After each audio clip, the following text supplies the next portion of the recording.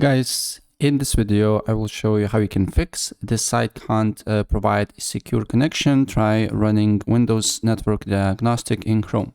It's really easy fix to that, so without further ado, let's get started. First of all, open up Chrome, and then on the top right, you should see three little dots here, so you need to press on that. Then on this window, you need to go to Settings.